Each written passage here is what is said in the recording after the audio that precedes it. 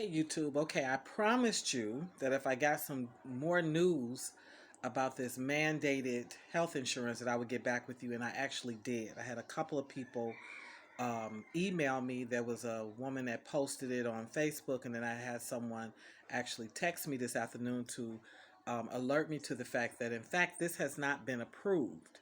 Okay, so there was a letter that was put out, and it said that it has come to the notice of the National Insurance Commission that a publication on the above mentioned product, which is purported to be mandatory for all international travelers arriving in Ghana effective end of the first quarter 2022, is being circulated.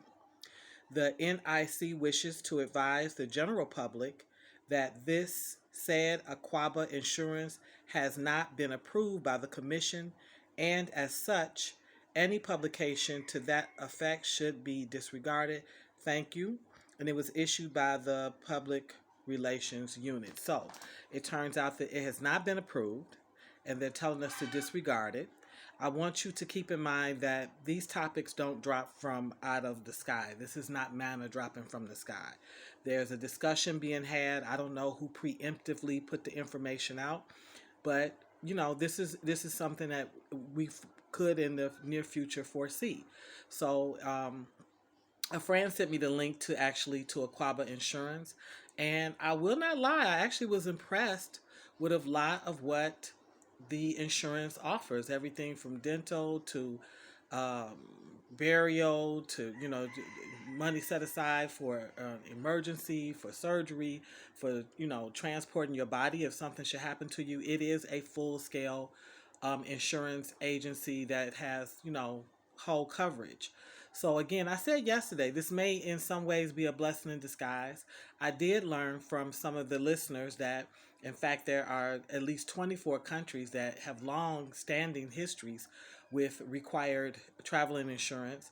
I was actually pleased to learn that a lot of time it's built into your visa, your visa bill, that it's just 5 or 10 additional dollars, that it's not necessarily crippling. And that's not to say that's what Ghana's going to charge if they decide to do it.